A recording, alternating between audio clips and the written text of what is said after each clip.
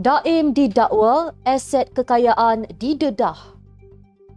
Hafalan Al-Mulk, rahsia askar tak takut mati.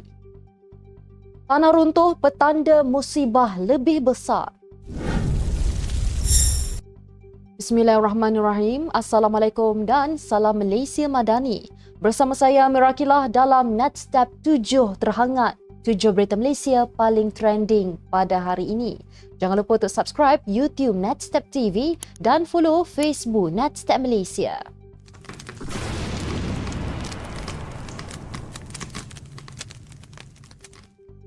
Mursyidul Ampas Hashim Jassin memaklumkan parti itu sememangnya layak memimpin Perikatan Nasional tetapi terserah kepada jawatankuasa bersama antara parti komponen menentukan. Katanya PAS tidak akan meminta kemudi di tangan Presiden Bersatu Muhyiddin Yassin kerana jawatan bukan matlamat utama perjuangan PAS dalam berpolitik. Katanya PAS tidak akan meminta kemudi PN tapi tidak akan menolak keputusan bersama. Pengerusi Majlis Syura Ulama ini yang menentukan dasar parti berkata mengulas syur veteran UMNO Shahrir Samad agar PAS mengambil alih kepimpinan PN ekoran dakwanya kekecohan dalam gabungan itu selepas 6 ahli parlimen bersatu beralih sokongan kepada Perdana Menteri Datuk Seri Anwar Ibrahim. Shahrir turut menarik perhatian kepada Bersatu tidak dapat ambil sebarang tindakan terhadap wakil rakyatnya yang menyokong kerajaan. Tun Daim Zainuddin telah dihadapkan ke Mahkamah Session pada Isnin atas kesalahan tidak mengisytiharkan harta sewaktu penyataan bertulis dengan bersumpah kepada Suruhanjaya Pencegahan Rasuah Malaysia SPRM.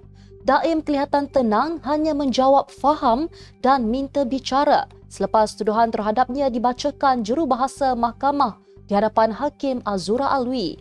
Menurut kertas pendakwaan, penyataan bersumpah Daim bertarikh 8 November 2003 tidak mematuhi terma notis di bawah Seksyen 36-1 Akta SPRM 2009 dan menyebabkan beliau didakwa di bawah Seksyen 36-2 Akta sama yang memperuntukkan hukuman penjara tidak melebihi 5 tahun atau denda tidak melebihi RM100,000. Berikut senarai aset milik Daim yang disebut dalam mahkamah: amanah saham nasional berhad, 7 biji kenderaan mewah, 38 syarikat dan 25 hartanah. Sebuah kebakaran telah berlaku pagi hari ini yang memusnahkan 6 buah rumah di Lorong Raja Muda Musa 3, Kampung Baru. Jabatan Bomba dan Penyelamat Kuala Lumpur melaporkan 5 jentera dengan 16 anggota dari Balai Bomba dan Penyelamat Jalan Tun Razak dan Sentul dikerahkan ke lokasi kejadian selepas panggilan kecemasan diterima pada 10.18 pagi tadi. Dalam pada itu, seorang saksi kejadian Zaini Jumari, 63 tahun berkata, beliau melihat asap tebal ketika melalui jalan berkenaan selepas selesai urusan di bank. Katanya beliau yang cemas kemudian memanggil beberapa pemuda berhampiran untuk mengetuk pintu rumah-rumah bersebelahan untuk memeriksa jika terdapat penghuni. Terdapat 2 lelaki yang sedang tidur dalam sebuah rumah yang dijadikan gerai makan dan berjaya dikejutkan sebelum api lebih marak. Berikutan 2 lagi tong gas berhampiran motor roda 3 itu meletup. Sarjan Mazlan Abdul Rahman, 35 tahun, tidak memikirkan soal kematian ketika terjun ke laut dari jambatan Pulau Pinang untuk menyelamatkan 2 individu pada 15 Januari lalu. Beliau yang dinaikkan ke pangkat sarjan semalam berkata, selain sifat berani yang diterapkan dalam latihan ketenteraan, hafalan surah Al-Mulk yang sering diingatkan oleh ibunya menyebabkan dia tidak takut untuk korbankan nyawa demi menyelamatkan nyawa orang lain. Pada 15 Januari lalu, Mazlan dilaporkan bertindak nekat terjun di jambatan Pulau Pinang bagi menyelamatkan 2 individu yang dipercayai terjatuh ke dalam laut. Tentera Darat sebelum ini mengesahkan kejadian tersebut dan menyatakan tindakan anggota dari 2 RAMD itu berjaya menyelamatkan nyawa orang awam. Pemakaian pangkat perwira itu disempurnakan oleh Panglima Tentera Darat Jeneral Tan Sri Muhammad Hafizuddin Jantan di Pusat Latihan Asas Tentera Darat pada Sabtu. Bunyi letupan petanda sebelum 6 buah rumah sewa milik seorang pesara hangus terbakar di lorong Raja Muda Musa 3 Kampung Baru. Kejadian kira-kira pukul 10 pagi itu mengejutkan Mohtar Rahmat dan isterinya yang sedang tidur sebelum dikejutkan dengan bunyi letupan kuat sebanyak 3 kali bersebelahan rumahnya.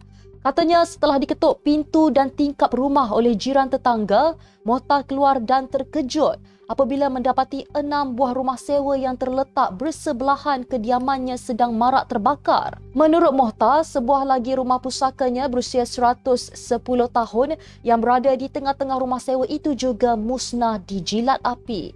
Ujarnya yang telah menetap di sini sejak lahir lagi, sebelum kejadian dia difahamkan salah seorang penyewa rumah berusia lingkungan 50-an sedang menyiapkan barangan jualan jagung kukus sebelum salah satu tong gasnya meletup. Tragedi tanah runtuh Jumaat lalu di Cameron Highlands yang mengakibatkan 5 mangsa maut adalah amaran dan petanda risiko musibah lebih besar, termasuk berkaitan bekalan air pada masa depan di kawasan peranginan itu. Presiden Persatuan Ekologi Malaysia PEM, Profesor Dr. Ahmad Ismail berkata, masalah pembangunan guna tanah secara melampau bukan setakat mencetuskan bencana alam seperti tanah runtuh dan banjir, malah kesan gangguan kepada sumber air, khususnya dalam konteks ini air untuk kegunaan di Cameron Highlands. Beliau berkata kajian terbaru mengenai ekologi alam sekitar yang menyeluruh perlu dilaksanakan segera kerana tanpa data terperinci sukar diramalkan kemusnahan akibat pembangunan yang tidak lestari. Beliau berkata pemetaan terkini dan penguatkuasaan perlu untuk menentukan zon bahaya, sederhana dan zon selamat. Katanya perkara seperti status penggunaan tanah sekarang perlulah dikelaskan kawasan mengikut sensitiviti keadaan kecuraman, jenis tanah, aliran air dan lain-lain. Pelakon Ukasha Senros mengakui dia terpaksa berdikari dan menjaga keselamatan diri serta kandungannya kerana berjauhan dengan suami pelakon Kamal Adli sepanjang tempoh mengandung. Menurut Ukasha, Kamal juga berasa bimbang untuk meninggalkannya sendirian. Tetapi semua itu terpaksa dilakukan kerana terikat dengan komitmen penggambaran di beberapa negeri ketika ini. Ditanya juga usia kandungannya sekarang, Ukasha yang pernah mengalami keguguran tetap dengan pendirian untuk merahsiakannya buat masa ini. Berkongsi perasaannya untuk melahirkan anak, kata Ukasha dia berasa gemetar menantikan detik berkenaan. Sementara itu, Ukasha berkata dia juga merancang untuk berehat seketika dari aktiviti seni selepas bersalin nanti.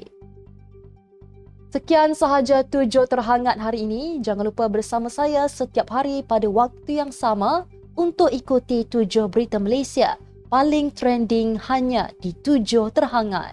Follow Facebook Netstep Malaysia dan subscribe YouTube Netstep TV.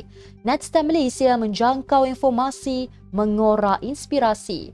Saya Mira Akilah, Assalamualaikum dan salam sejahtera.